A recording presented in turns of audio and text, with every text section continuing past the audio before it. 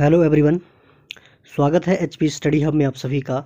आज डेट है 9 दिसंबर 2020।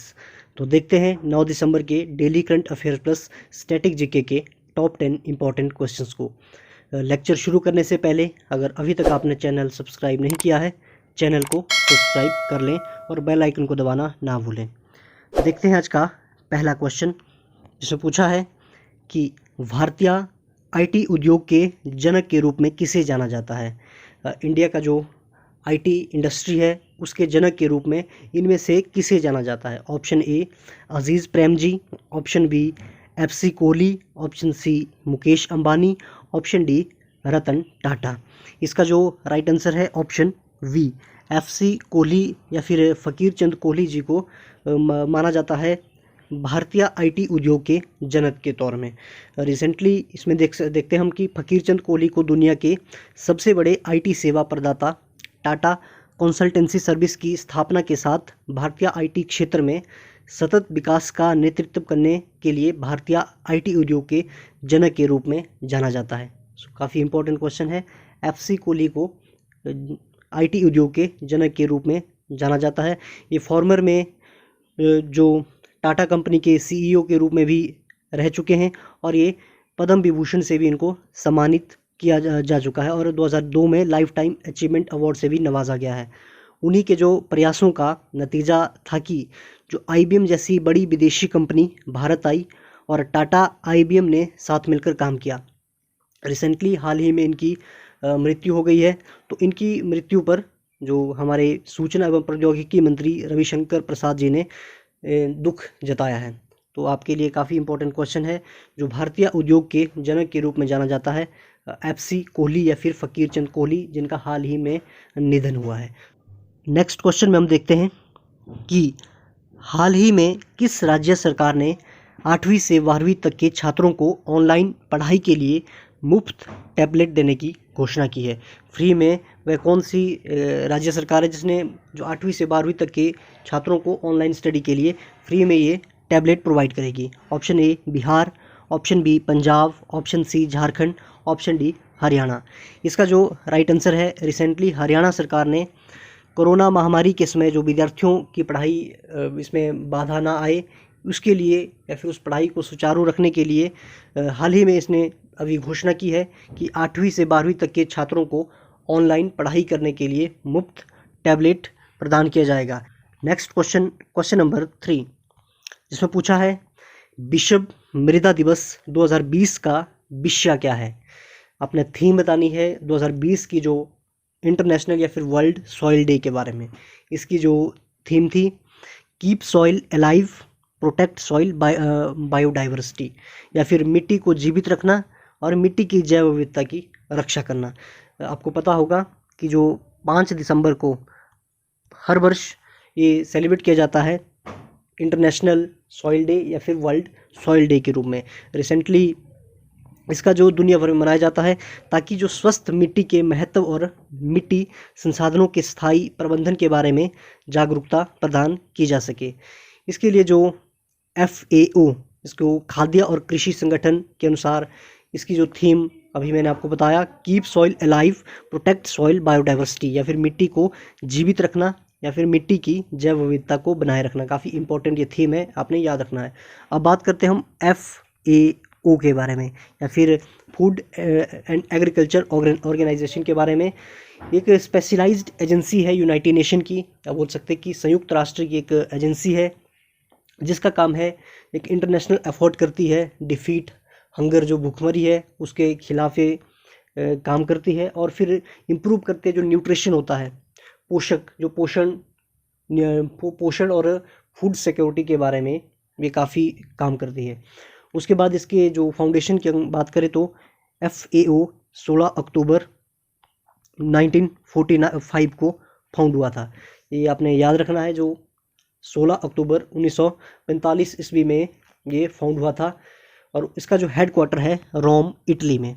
तो ये हमने जाना FAO के बारे में, जिसकी फुल फॉर्म है फूड एंड एग्रीकल्चर ऑर्गेनाइजेशन या फिर खाद्य और कृषि संगठन, जिसने रिसेंटली जो थीम दी है अभी जो हमारा 2020 का वर्ल्ड सॉइल डे हुआ, उसकी थीम रखी है keep soil alive protect soil biodiversity.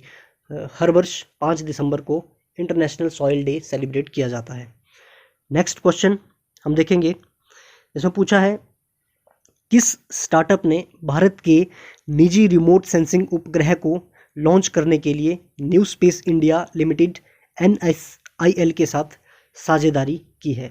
एक क्वेश्चन है कि जो वह कौन सा स्टार्टअप है जिसने भारत में सबसे पहला ये निजी रिमोट सेंसिंग एक सैटेलाइट को एक लॉन्च करेगा। एक प्राइवेट कंपनी इस सैटेलाइट को लॉन्च कर रही है, वो उसके लिए न्यू स्पेस इंडिया लिमिटेड के साथ साझेदारी की है। उस सैटेलाइट का नाम है पिक्सल। जो स्टार्टअप के साथ इन्होंने पिक्सल सैटेलाइट के साथ मिलकर न्यू स्पेस एजेंसी भारत का एक पहला निजी रिमोट सेंसिंग उपग्रह को लॉन्च करेगा। इसमें हम देखते हैं ये जो अग्रणी अंतरिक्ष स्टार्टअप या फिर पिक्सल ने देश के पहले निजी रिमोट सेंसिंग उपग्रह को लॉन्च करने के लिए न्यू स्पेस इंडिया लिमिटेड या फिर NSIL के साथ एक समझौते पर हस्ताक्षर कर दिए हैं।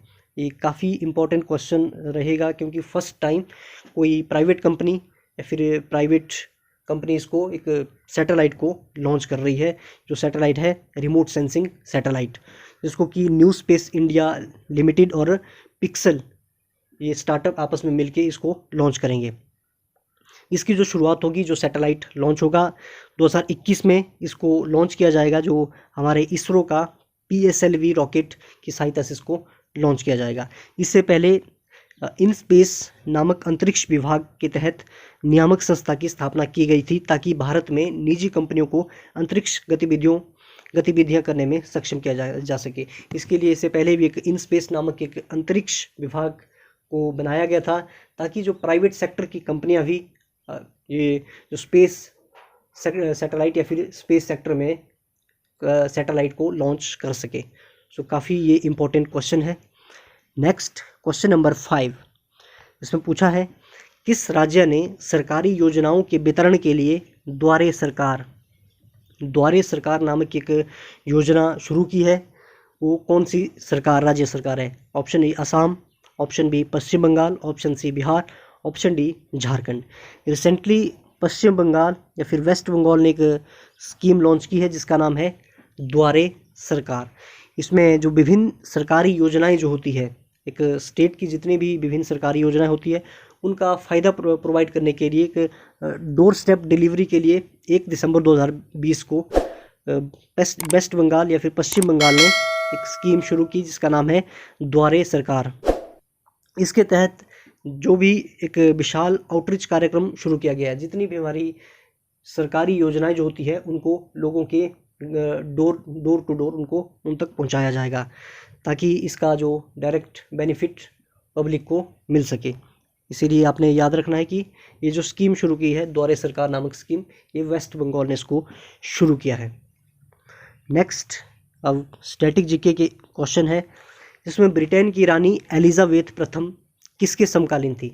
इनमें से आपने बताना है जो ब्रिटेन की रानी एलिजाबेथ फर्स्ट ये किसकी समकालीन थी? Option A Akbar, option B Jahangir, option C Shahjahan और ऑप्शन डी औरंगजेब। इसका जो राइट आंसर है ऑप्शन ए, जो ब्रिटेन की रानी एलिजाबेथ प्रथम थी वो समकालीन थी अकबर के टाइम।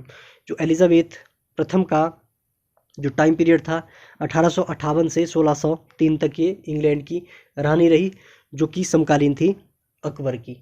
अकबर आपको पता होगा, अकबर मुगल सम्राट थे। नेक्स्ट क्वेश्चन है बर्नाकुलर प्रेस अधिनियम और शस्त्र अधिनियम किस वाइसराय के द्वारा पारित किया गया था? इसमें ऑप्शन है, option A Lord Lytton, option B Lord Mayo, option C Lord Dalhousie, option D Lord Hardinge. जो बर्नाकुलर प्रेस एक्ट और शस्त्र अधिनियम को पारित किया गया था वाइसरॉय, उनका नाम था लॉर्ड लिटन ने। लॉर्ड लिटन का जो टाइम पीरियड था 1876 से 1880 के दौरान वो भारत के वाइसरॉय थे। और 1876 और 78 के इसमें जो भारत में एक भयंकर अकाल से निपटने में काफ़ी नाकाम रहे थे, इसमें इनकी काफ़ी आलोचना हुई थी और उसी समय उन्होंने 1878 में बर्नाकुलर प्रेस एक्ट अधिनियम और शस्त्र अधिनियम को पारित किया गया था। अब बात करते हैं बर्नाकुलर प्रेस अधिनियम के बारे में।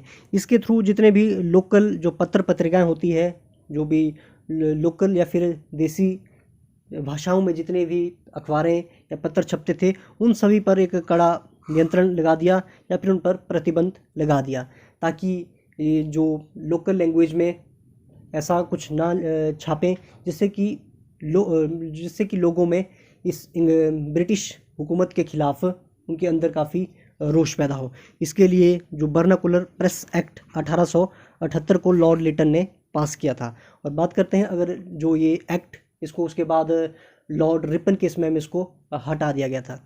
दूसरी इसमें हम देखेंगे जो शस्त्र अधिनियम 1878 के बारे में, इसमें भी ये लॉर्ड लिटन ने इसको पास किया था।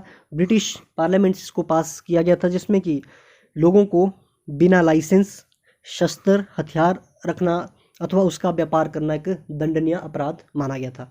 ये दोनों चीज़ें जो 1878 में लॉर्ड लिटन के द्वारा शुरू की गई थी। उसके बाद हम दूसरे जो हमारे वाइसराय के बारे में देखेंगे। सबसे पहले जो लॉर्ड मेयो के बारे में, लॉर्ड मेयो का जो टाइम पीरियड था 1869 से 1872 के बीच में, ये 4th वाइसरॉय थे इंडिया के।